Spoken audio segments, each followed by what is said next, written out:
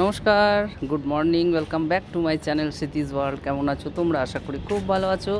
তো দেখো, এখানে সকালবেলা পাখি, গাছ, পাতা নড়ছে, সব কিছু দেখিয়ে আমার সকালটা শুরু করলাম। তোমাদের শুভেচ্ছা জানালাম, তোমরাও আমাকে শুভেচ্ছা জানিও। যেসব বন্ধুরা সবসময়ের জন্য পাশে আছো তাদেরকে অনেক অনেক অনেক ভালোবাসা।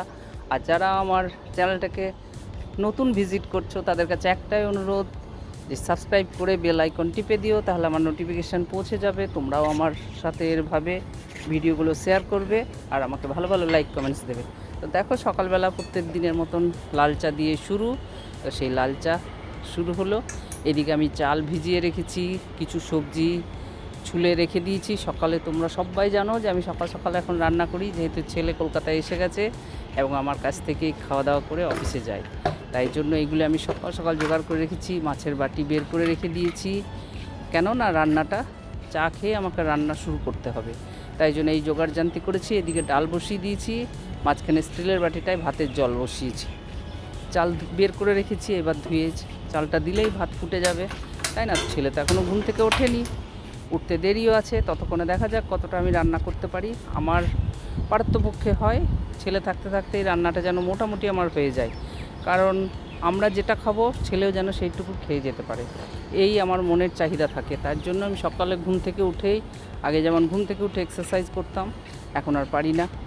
তাই জন্য তো দেখো, এইটা আমার রান্না হয়ে গেছে।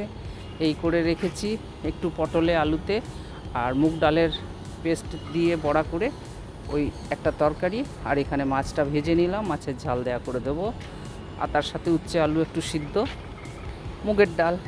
এই আজকে আমার রান্নার পর্ব। দেখো, ভাতটা হয়েও গেছে, ঝরঝরে করে নামিয়েও দিয়েছি, ছেলেও ঘুম থেকে উঠে গেছে। ব্যাস, এই মাছটা হলেই আমার হবে। আজকের এই মেনু করে নিয়েছি। এইবার তারপরে সারাদিন কত কাজ থাকে তার ঠিক নেই, যে রান্না হয়ে গেল বলেই যে আমার সব শেষ তা নয়। একটার পর একটা, তারপর কাজের মেয়ে আসবে। এখন তো নতুন একটা মেয়ে পেয়ে গেছি, সত্যি কথায় খুব ভালো লাগে। তো দেখো, মাছের ঝাল দেওয়াটা আর হলো না, বললো মা তাড়াতাড়িতে তুমি আমাকে ওই মাছ ভাজা দিয়ে দাও। তাই আমি ওকে মাছ ভাজা দিয়ে দিলাম। এদিকে দেখো, নতুন যে আমার কর্মী সে এসে গেছে, এর নাম রেখা, এবং খুব সুন্দর, প্রিয়ঙ্কার মতোই এর কাজ, এবং ওই রকম হাসি খুশি, ওই রকম গল্প করতে ভালোবাসে, খুব ভালো লাগে আমার। তাই ও করছে, গেল মাস থেকে, জুন মাস থেকে কাজ করছে, এখনও করছে, খুবই ভালো লাগছে। দেখা যাক কতদিনে করতে পারে প্রিয়ঙ্কার মতন। প্রিয়ঙ্কার তো পুরোপুরি 7টা বছর করলো, আমিও চাই এও ওইভাবে সময় কাটাক। ভীষণই ভালো মেয়েটা, আমি এইটুকু বলতে পারি। তো যাই হোক, দেখো সোফা টোপাগুলো সব মুছে দিয়ে যায় মাঝে সাঝে। আর বাবা বসে আছেন নিউজ পেপারের অপেক্ষায়।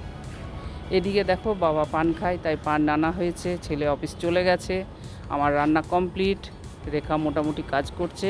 আর ততক্ষণ আমি ভাবলাম যে পানটা ধুয়ে নিই। যেমনভাবে মা ধুতেন সেইভাবে আমিও পানগুলো ধুলাম। পানগুলিকে ধুয়ে ডাঁটি ছাড়িয়ে পাতাগুলিকে একটা ভিজে কাপড়ের মধ্যে মুড়ে আমি রাখার চেষ্টা করছি। তো সেইভাবেই আমি তোমাদের সাথে শেয়ার করলাম যে পান এইভাবে ধুতে হয়, এবং এইভাবে ধুয়ে রাখলে বেশ ভালো থাকে। পানটাকে ভালো করে জলটা ঝরিয়ে একটা কাপড়ের মধ্যে মুড়ে উপর থেকে জল ছিটা দিয়ে রাখলে না, পানটা একদম সতেজ পান থাকে, খুব ভালো লাগে। আর বাবা আসার পরে আমিও ডেলি দুপুরবেলা 1 খিলি করে পান খাই।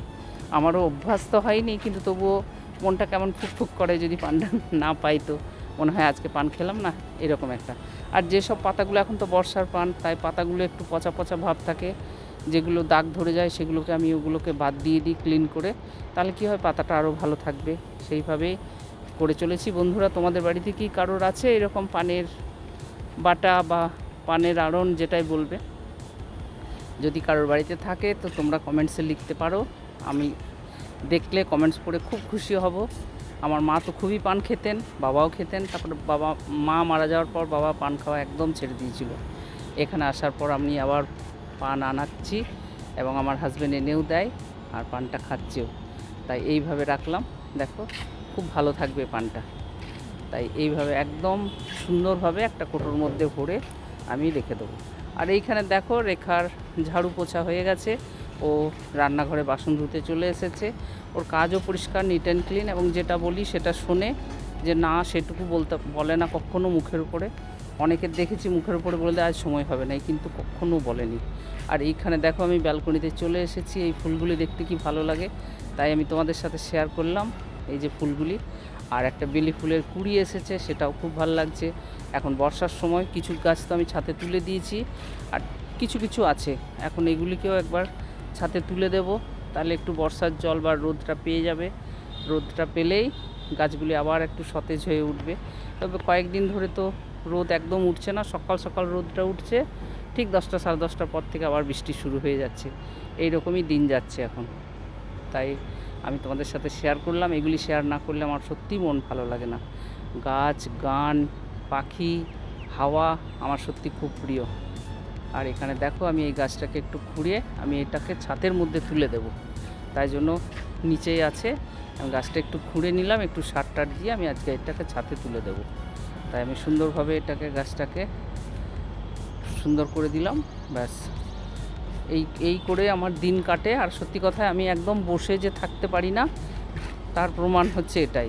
আমি কিছু না কিছু একটু নিয়ে যদি আমি যদি বসে থাকি, তার মানে বুঝতে হবে আমার শরীরের কিছু একটু অস্বস্তি ভাব আছে, নইলে আমি চট করে কিন্তু বসে থাকতে পারি না। আমি কোনো না কোনো কিছু না কিছু কাজ নিয়ে ব্যস্ত থাকার চেষ্টা করি। আর এই যে ব্যালকনিতে দেখো একটা বুলবুল পাখি মুখে করে কি নিয়ে এসেছে, ব্যাঙের ছা না সাপের ছা না কি বুঝতে পারছি না। তো যাই হোক, এটা ধরে এনেছে তার বাচ্চাদের খাওয়ানোর জন্য। ঠিক কাপড় মেলা তারের উপরেই ওরা একটা বাসা বেঁধেছে, এটাকে আবার নিচের থেকে আমার হাজব্যান্ড একটা পলিথিন বেঁধে দিয়েছে। আর টুকটুক করে উড়ে উড়ে যায় আর উড়ে উড়ে আসে, আর খাবার ধরে আনে বাচ্চাগুলোকে দেয়। যার জন্য সবসময় ব্যালকনিতে আসতে পারি না। দেখলে যেহেতু বাচ্চাগুলো কিচকিচ কিচকিচ করলো, বুঝতে পেরেছে আমরা আছি, তাই ফুট করে উড়ে চলে গেল। এই দেখো উড়ে এই দিকটায় চলে এসেছে। দুটো পাখি আছে, আমি তো নিজেও বুঝতে পারছি না কোনটা। যাই হোক, তোমাদের কি জানা আছে যে ওরা এই দেখো কি, এরা কি সাপও ধরে আনে নাকি? এবার ব্যালকনির মধ্যে যদি সাপ ধরে আনে আর যদি বাই চান্স পড়ে যায়, তাহলেই তো সমস্যা। তোমাদের যদি জানা থাকে তো প্লিজ একটু জানিও। দেখো মুখে করে একটা খাবার এনেছে, কি জিনিসটা? ও হো হো, আমি তো ব্যাঙের ছা ভাবছিলাম, না না এটা টিকটিকির ছা, তার মানে সাপের ছাও নিয়ে আসতে পারে।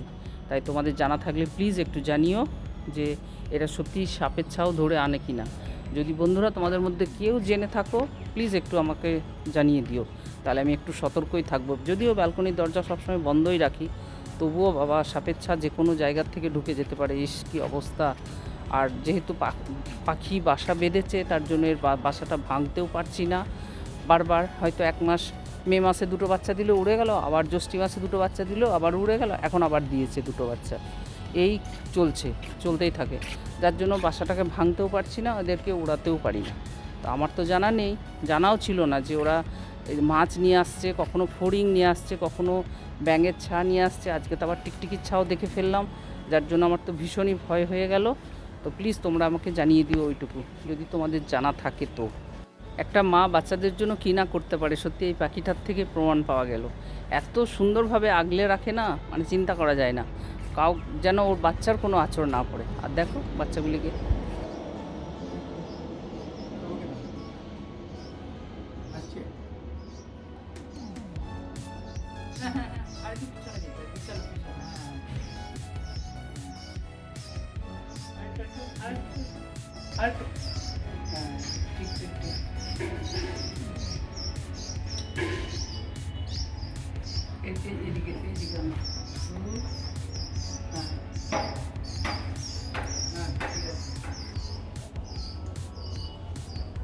ওখান থেকে হবে না না। বৃষ্টি একবার করে আসছে একবার করে যাচ্ছে, তাই দেখো কাপড় আবার ঘরে তুলে এনে, একবার করে এই বৃষ্টি হচ্ছে, ঘরে ঘরটার তোলা মধ্যেই হচ্ছে, ফ্যানের নিচে ওই জন্য ঝুলিয়ে আজকে দিলাম স্ট্যান্ডের মধ্যে। সব এই কারণ রডের এখানে মধ্যেই ফ্যানের হাওয়ায় দিয়ে দিয়েছি। শুকিয়ে যাবে, তাই তো। মেশিন থেকে আর এই ধোয়া বর্ষাকালের এই একটা বড় কাজ, একবার বাইরে মেলো একবার তোলো, যার জন্য আমি সব শুকিয়ে যাবে ঘরে নিয়ে ফ্যানের চলে হাওয়ায়। এসেছি। আর এইদিকে দেখো বিকেলবেলা আমার চা খাওয়া হয়ে গেছে, চা খাওয়ার পরে কাপগুলি ধুয়ে দিলাম, সেই হাতে আমি কয়েকটা বাটি তুলে দিলাম, কারণ বৃষ্টি হচ্ছে বলে আজকে রেখা আসেনি বিকালে বাসন ধুতে, তাই জন্য কয়েকটা বাসন আমি রেখে দিলাম। এগুলো সন্ধ্যেবেলাতে নিচে করে দেবো, সিঙ্কের নিচটায় রেখে দেবো, তাহলে সিঙ্কটা শুকিয়ে থাকবে। আর এই বাসনগুলি ধুয়ে দিয়েছি। আর তার সাথে সাথে আমি কুকার বসিয়ে দিলাম রাতে ডিনার প্রিপারেশান। আজকে ছোলার ডাল করব, সেই জন্য আমি কুকারে জল বসিয়ে দিয়েছি। আর দেখো তাওয়াটা বাইরেই আছে, আমি ছেলে আসার পরে একটু ধোসা করব, তার সাথে চা দেব, তাই জন্য তাওয়াটাও একটু দেখিয়ে দিলাম। আর এখন আমি ছোলার ডাল ধুয়ে দেবো কুকারের মধ্যে। এই সারাদিন এইভাবেই আমার কাজ চলতে থাকে। দেখো আমি যতটা ভিডিও নিতে পেরেছি ততটাই দেখাতে পারলাম। আর তারপর আমি রুটি করলাম। সত্যি কথায় আমি কিন্তু রুটি করার কোনো ভিডিও আমি নিতে পারিনি। পরে বাবা আছেন তো ওনাকে খেতে দিয়েছি, সবাইকে খেতে দিয়েছি, রুটি করেছি। ছেলে আসার পরে অনেক কাজ থাকে, যার জন্য আমার ফোনের দিকে একদম নজরও যায়নি, আমি ভিডিও নিতে পারিনি। তাই যতটা পেরেছি আমি আজকের এই ব্লগটিতে দেখালাম। তোমরা সবাই ভালো থেকো, সুস্থ থেকো, আনন্দে থেকো। আমাকেও কিন্তু ভালো ভালো লাইক কমেন্ট দিয়ে আনন্দে রেখো, একটু বলবো। আর তোমাদের কাছে একটাই অনুরোধ যে সবাই কিন্তু একটা করে লাইক দিও প্লিজ। লাইক দিতে কেউ ভুলো না। তোমাদের একটা লাইক আমার জন্য অনেক অনুপ্রেরণা নিয়ে আসে। আর তোমরা যখন কমেন্টসগুলো লেখো, সেই কমেন্টস পড়ে আমার যে কী ভালো লাগে আমি নিজেও বলে বোঝাতে পারবো না। তখন আমার মনে হয় যে আমি আর একটা ভালো ব্লগ নিয়েছি। তাই আমি আবার নিয়ে আসছি তোমাদের জন্য ভালো একটা ব্লগ। চেষ্টা করছি আনার, যতটাই পারবো আমি চেষ্টা করি। তোমাদের হয়তো অনেকের ভালো লাগে, জানি না কার কেমন লাগে, তবুও আমি চেষ্টা করে যাচ্ছি। তাই আজকের মতন এখানেই আমি রাখছি। সবাই ভালো থেকো, সুস্থ থেকো, আনন্দে থেকো। আর আমাকে কিন্তু লাইক দিতে ভুলো না প্লিজ। Like like like. আজকের মতন রাখলাম। Tata, bye bye, good night.